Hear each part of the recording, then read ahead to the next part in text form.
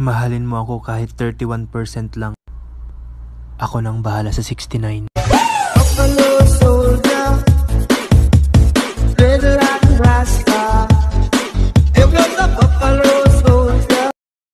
Ang init.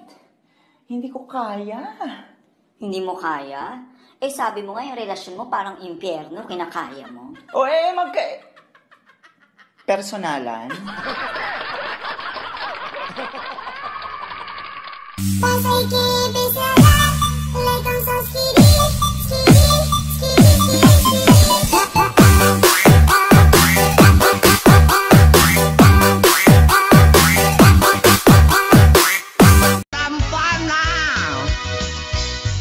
Taray, lakay at pilay, magmag na agkat katay, may taabading abik ikis, nagpaminggiling pigis-pigis.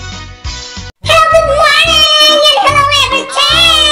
Ayan, welcome back kayo sa ating panibagong vlog sa ating YouTube channel. Ayan, sa mga bago pa lang, huwag kalimutan magpatumpik-tumpik na.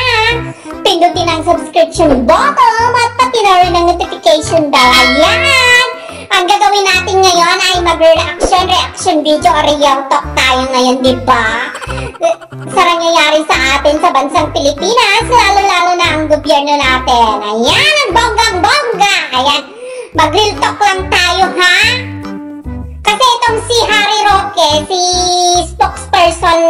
presidential spokesperson na si Harry Roque, napakamaling-mali yung yung statement niya. Alam nyo guys, hindi ako against sa Duterte administration. Baka sinasabi niya na naman dilawan ako, hindi ako nakadilaw ngayon ng bonggang-bongga. Ayan. Hindi ako nakadilaw ngayon, baka sabihin nyo dilawan ako, anti-Duterte ako. Alam nyo, mga kababayan natin, na mga Pilipino dyan, nasa democratic form of government tayo. Kaya, we have to freedom to speech. Speech. Ano ba yung speech? Charing! Meron tayong kayaan para maglabas ng ating sariling opinyon o kuro-kuro. Diba ng bonggang-bongga? Kaya, lahat tayo ay may karapatang mambash o magbigay ng opinyon. Alam niyo ba si Harry Roque na sinabi niya sa press con niya na, sabi niya, depende na lang daw kung ano yung mas maunang darating sa Pilipinas na COVID vaccine. Kung Sinovac o Pfizer. Diyos ko naman! Napaka-simpleng simpleng reason lang. Bakit ikaw Secretary Harry Roque, na kapag nagsha-shampoo ka pa, hindi ka ba choosy? Shampoo nga choosy tayo, sabon panlabat choosy tayo. Pipiliin natin kung ano yung trusted. O yung alam natin na nakakatanggal ng mancha, nakakatanggal ng dumi. Pag shampoo naman, pipiliin natin yung talagang nakakapagpalambot ng buhok natin, nakakapagtanggal ng dandruff natin.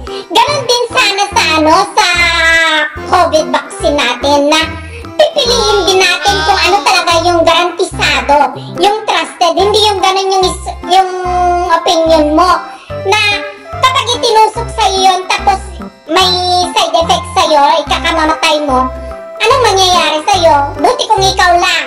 Buti kung ikaw ang tutusukan lang ng ganon. Nako! Huwag kang ganyan. Kasi sa pagkain na nga lang choosy tayo, how much more na ipapasok sa organs natin yan na vaccine? Hindi ba tayo choosy? Mga gamot na nga lang, namimili tayo kung ano yung karapat-dapat, kung ano yung trusted natin, yung epektibo baga. Tapos ganun ang statement mo. Tapos nakakainis lang, diba? Nakakairita na sila yung nagmamadaling magkaroon ng COVID vaccine noon, yung dumating yung pangbakuna.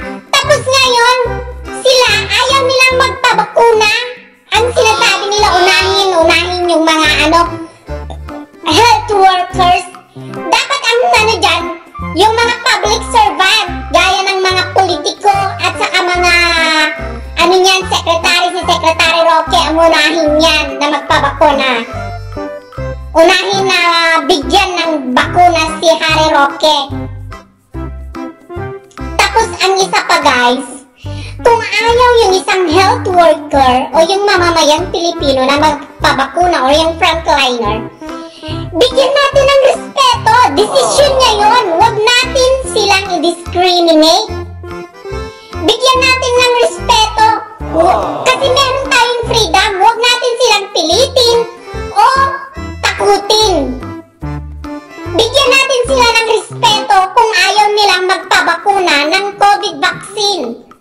Dapat nga ang inuunang bakunahan ay si Harry Roque. Oh no!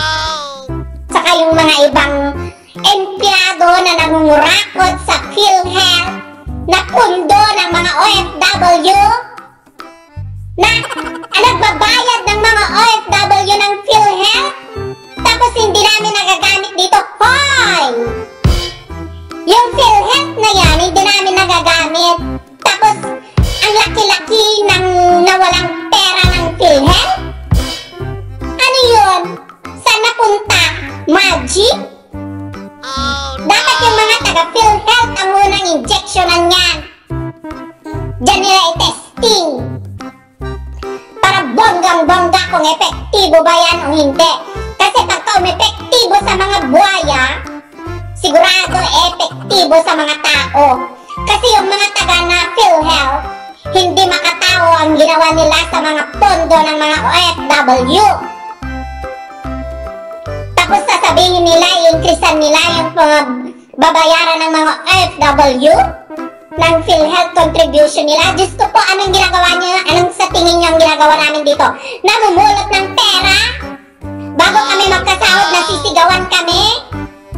Bago kami magkasahod, ang daming ano ng amo namin. Tapos sasabihin nyo na naman, bakit sino bang nagdedesisyon na mag-abroad kayo? Hoy, nag-abroad kami para sa pamilya namin, hindi para sa gobyerno. Oh no! Yan ang tandaan ninyo, mga PhilHealth kayo. Nakakaloka kayo. Tapos alam nyo ba, ang nakakainis pa, na ang tingin nila siguro sa gobyerno, sa mga OFW na parang ano na lang, na basta-basta na lang na mamumulot ng pera na ganun na lang sila mag-declare ng contribution.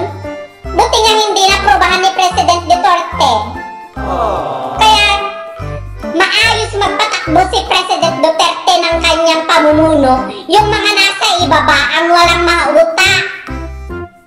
Tingnan nyo yung mga lunch sa LTO.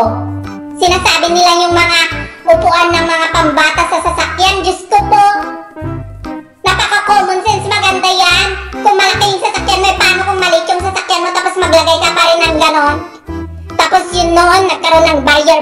Diyos ko, pinaglagyan nyo ng barrier yung mga naka-motorcycle. Tapos, pagka magkasama sila sa bahay, nagkakandungan din naman mga yan. Hay, naku talaga kayo.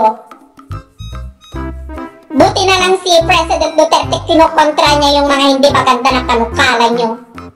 Lalong-lalo na sa PhilHealth, dapat ipakulong ang mga yan. Ngayon nawala na yung kaso nila, parang tumigil. Anong nangyayari kaya sa gobyerno natin? Dapat pa imbestigahan lahat ng mga nasa gobyerno, lalong-lalo na sa PhilHealth.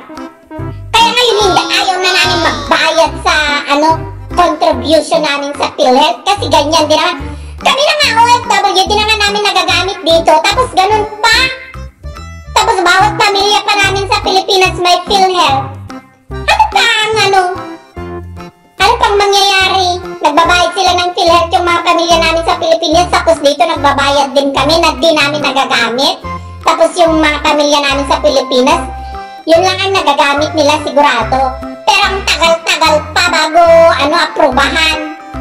Abutin pa ng siyam-siyam bago aprobahan yung PhilHealth nila. Ganon sila. Kaya dapat ang unang injectionan ng ng anti-COVID na yan, yung mga nasa kawani ng PhilHealth, itesting nila kasama si Secretary Roque. Para alam niya kung epektibo ba yan o hindi. Kasi total hindi naman sa choosy eh. Sabi niya kung ano na lang yung dumating. Kung sino ang unang mas darating. Mas maunang dumating. Eh di hindi siya choosy. Di injection siya kagad ng bonggang-bongga. Ang baklang butanding niya. Pinaka-high blood mo ako, Harry Roque, ha? Jusera? Kaya dapat, Harry Roque, Secretary Harry Roque, mataas po ang respeto ng taong bayan sa'yo. Kaya huwag ka naman ganun. Pati mga media, mga reporters, mga binabastos mo. Hay, naku ka. May karapatan ang bawat mamamayang Pilipino na huwag mong ganunin. Na magbigay ng opinyon. Ngayon, hinahamon kita. Ikaw ang unang magpabakuna. Para bonggang-bongga. Malaman ng mamamayang Pilipino na epektibo nga. Kung hindi ka mamamatay, walang side effect sa'yo. Eh di bongga. Susunod sa'yo lahat ng mga mga alipores mo. Kagaya ng PhilHealth. Na bonggang-bongga ang ninakaw nila sa gobyerno. Pondo nila. Kala nyo naman, ang bilis-bilis kumita ng pera?